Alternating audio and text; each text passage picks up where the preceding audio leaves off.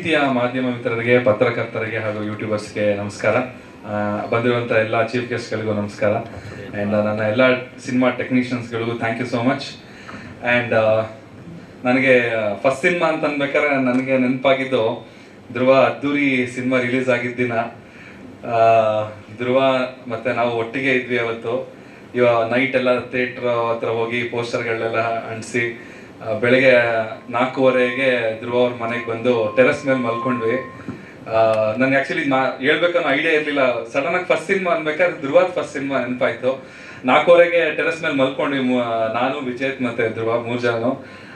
5:15ಗೆ ಸುಮ್ಮನೆ ಕಂಡುಬಿಡ್ತೀನಿ, ಧ್ರುವ ಇರಲಿಲ್ಲ, ಆಲ್ರೆಡಿ ಎದ್ದು ಥಿಯೇಟ್ರ್ ಹತ್ರ ಹೋಗಾಗಿತ್ತು ಸ್ಟಿಕ್ಕರ್ ಅಂಟ್ಸಕ್ಕೆ. ಸೊ ಫಿಲಮ್ ಫಸ್ಟ್ ಶೋ ಆದ ತಕ್ಷಣ ಅಲ್ಲಿವರೆಗೂ ನಮ್ಮ ಫ್ರೆಂಡ್ ಆಗಿದ್ದಿದ್ದು ಧ್ರುವ ಸರ್ಜಾ. ನೆಕ್ಸ್ಟು 10:30, 11 ಸಿನಿಮಾ ಮುಗಿಸ್ಕೊಂಡು ಹೊರಗಡೆ ಬರೋಷ್ಟು ಈ become a very big star. ಅದನ್ನ ನಾನು ಇವತ್ತು ಕಟ್ಟದಂಗಿದೆ. ಧ್ರುವನ ಒಂದು ಲೈಫ್ ಚೇಂಜ್ ಆದಂಥ ಒಂದು ದಿನ ನಾವು ಧ್ರುವ ಸರ್ಜಾ ಅವ್ರ ಜೊತೆ ಇದ್ದೆ ಅನ್ನೋದು ನನಗೆ ತುಂಬ ಹೆಮ್ಮೆ ಇದೆ. ನನ್ನ ಸಿನಿಮಾದ ಟ್ರೈಲರ್ ಲಾಂಚ್ಗೆ ಇವತ್ತು ಇವ್ರು ಬಂದಿರೋದು ನನಗೆ ತುಂಬ ಖುಷಿ ಆಗ್ತಾಯಿದೆ. ಆ್ಯಂಡ್ ತುಂಬ ನನಗೆ ಹೇಳ್ಕೊಳಕ್ಕೆ ಆಗದಿರೋಷ್ಟು ಅಂತ ಸಂತೋಷ ಆಗ್ತಾಯಿದೆ. ಯಾಕಂತ ಹೇಳಿದ್ರೆ ನಾನು ಬೆಂಗಳೂರಿಗೆ 2010ನೇ ಇಸ್ವಿಗೆ ಬಂದಾಗ ನನ್ನಲ್ಲಿ ಪ್ರತಿಭೆ ಇದೆ ಅಂತ ಕಂಡಿಡಿದಿದ್ದು ಸರ್ಜಾ ಫ್ಯಾಮಿಲಿ. ಇದನ್ನು ನಾನೆಲ್ಲರ ಮುಂದೆ ಹೇಳಲೇಬೇಕಾಗಿದೆ. ಸೊ ಅವತ್ತಿಂದ ಇವತ್ತವರೆಗೂ ನನಗೆ ತುಂಬ ಸಪೋರ್ಟ್ ಮಾಡ್ಕೊಂಡು ಬಂದಿದ್ದಾರೆ. ಈ ಸಮಯದಲ್ಲಿ ನಾನು ಚಿರುನ ನೆನೆಸ್ಕೊಳಕ್ಕೆ ಇಷ್ಟಪಡ್ತೀನಿ. ಚಿರು ಇದ್ದಿದ್ರೆ ತುಂಬ ಖುಷಿ ಪಡ್ತಿದ್ರು. ಇವತ್ತು ನನ್ನ ಮೊದಲನೇ ಸಿನಿಮಾ ಟ್ರೈಲರ್ ಲಾಂಚ್ ಆಗಿದೆ. ಇವತ್ತು ಖಂಡಿತವಾಗ್ಲೂ ಅವರು ಚೀಫ್ ಗೆಸ್ಟ್ ಆಗಿ ಬಂದಿರ್ತಾಯಿದ್ರು ಅವ್ರು ಇವತ್ತು ಇದ್ದಿದ್ರೆ. ಬಟ್ ಅವ್ರ ಆಶೀರ್ವಾದ ನಮ್ಮ ಚಿತ್ರತಂಡದ ಮೇಲಿದೆ ಅಂತ ಹೇಳಕ್ಕೆ ಇಷ್ಟಪಡ್ತೀನಿ. And thanks to Arjun Sarja sir.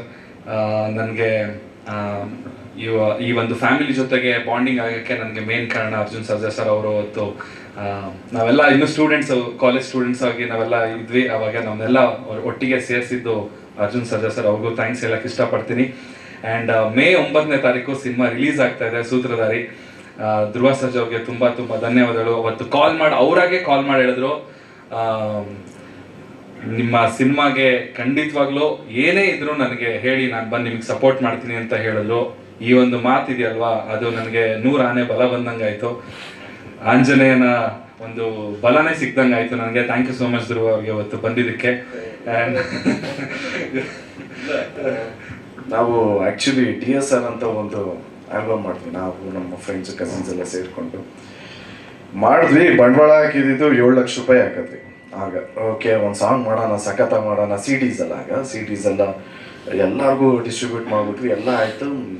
Every day ಖರ್ಚಾಗ್ತಾನೆ ಇತ್ತು. ಸೊ ಎಲ್ಲ ನಮಗೆ ಸ್ವಲ್ಪ ಕಷ್ಟ ಆಗ್ತಾಯಿತ್ತು. ಅಂದರೆ ನಾವು ಯಾರ ಹತ್ರನೂ ಕೇಳ್ತಾ ಇರಲಿಲ್ಲ.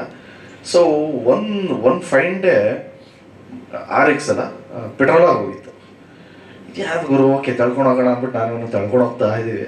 ಮಚ ನಮ್ಮ ಕಾನ್ವರ್ಸೇಷನ್, ಮಚ ಸಾಂಗ್ ರೀಚ್ ಆಗಿರುತ್ತಲ್ಲ, ಇವನು ಆಗಿರುತ್ತೆ, ಎಲ್ಲ CD ತೊಗೊಂಡಿರಿ, ಏನು ಉಪ್ಪಿನಕಾಯಿ ಹಾಕತ್ತಾರ, ಆಗಿರುತ್ತೆ ಬಿಡು. ತಳ್ಕೊಂಡು ಹೋಗ್ತಾಯಿದ್ದೀವಿ. ಯಾರೋ ಕಾರಲ್ಲಿ, ಒಳ್ಳೆ ಕಾರಲ್ಲಿ ನಮ್ಮ ಸಾಂಗ್ ಕೇಳ್ಕೊಂಡು ಹೋಗ್ತಾಯಿದ್ರೆ ಫುಲ್ ವಾಲ್ಯೂಮಲ್ಲಿ. ನಾನು ಮಚ ಸಾಂಗ್ ರೀಚ್ ಆಗಿದೆ. ಅಲ್ಲ, ನಾವ್ಯಾಕೋ ಇನ್ನೂ ಪೆಟ್ರೋಲ್ ಇದೆ ಹಿಂಗಿದ್ದೀವಿ. ಸೊ ಸೂತ್ರಧಾರಿನ ಪೆಟ್ರೋಲು ಚಂದನ್ಗೆ ಸೊ ಒಳ್ಳೆದಾಗಿದೆ. All the best. Thank you so much.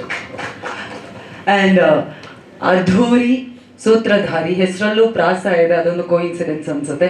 So ಸೂತ್ರಧಾರಿ ಕೂಡ ಅದ್ಧೂರಿ ಆಗಲಿ ಅನ್ನೋದು ನಮ್ಮ ಆಸೆ. ಸರ್ ಇಲ್ಲೇ ಇರಬೇಕು. ಇದೀಗ ನಮ್ಮ ನಿರ್ಮಾಪಕರು ಚೇತನ್ ಗೌಡ ಸರ್ ಹಾಗೂ ರಾಜೇಶ್ ಸರ್ ದಯವಿಟ್ಟು ನಮ್ಮನ್ನ ಜಾಯಿನ್ ಆಗಬೇಕು ಅಂತ ರಿಕ್ವೆಸ್ಟ್ ಮಾಡ್ತಾ ಇದ್ದೀವಿ.